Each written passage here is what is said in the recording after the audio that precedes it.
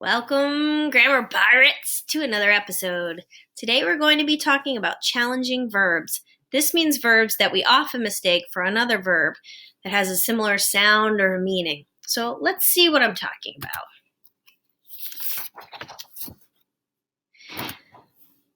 If I use the sentence above, what's the word that would be grammatically correct there? She blank at the table, and I want to use past tense.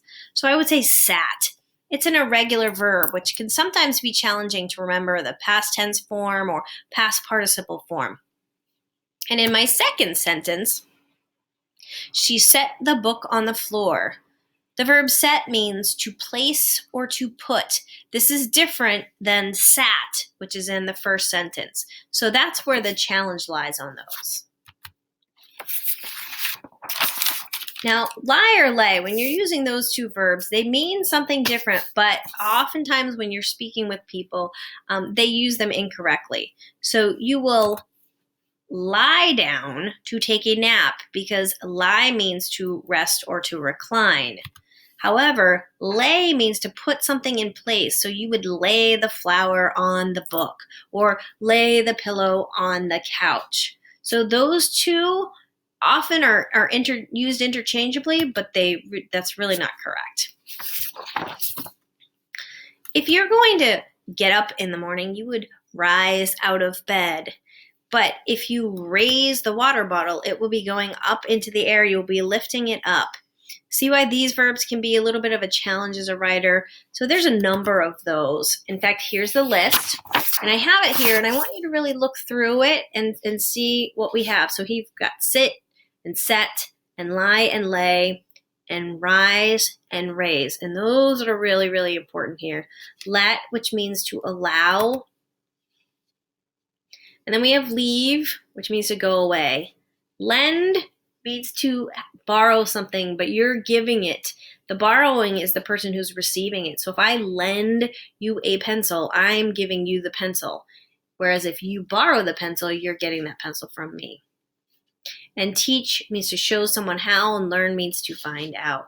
There's a lot of other verbs, but those are the biggies. So we're going to run through the practice. And with these sentences, what I want you to do is write the correct form of the verb that's in the sentence. So I'm going to read the sentence incorrectly, and you need to change it to the correct form.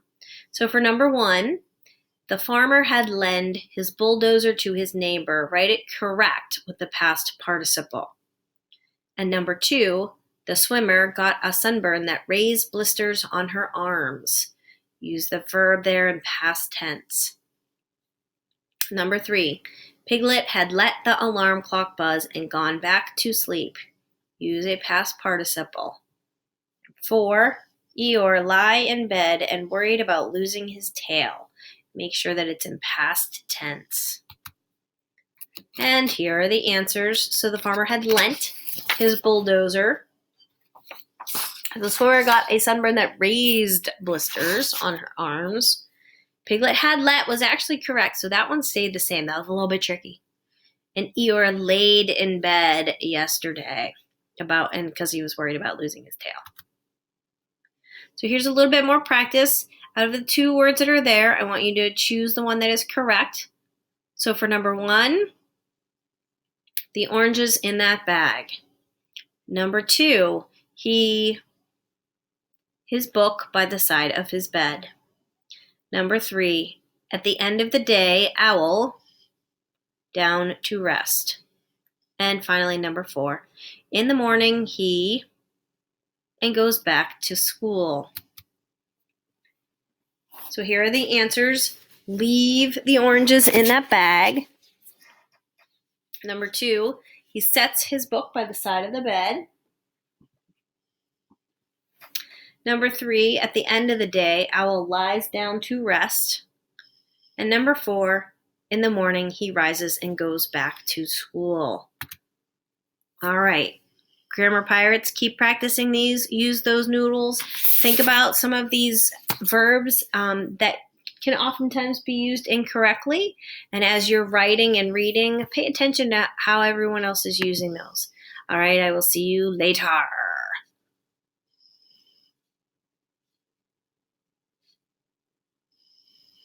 And I have the beach ball of death.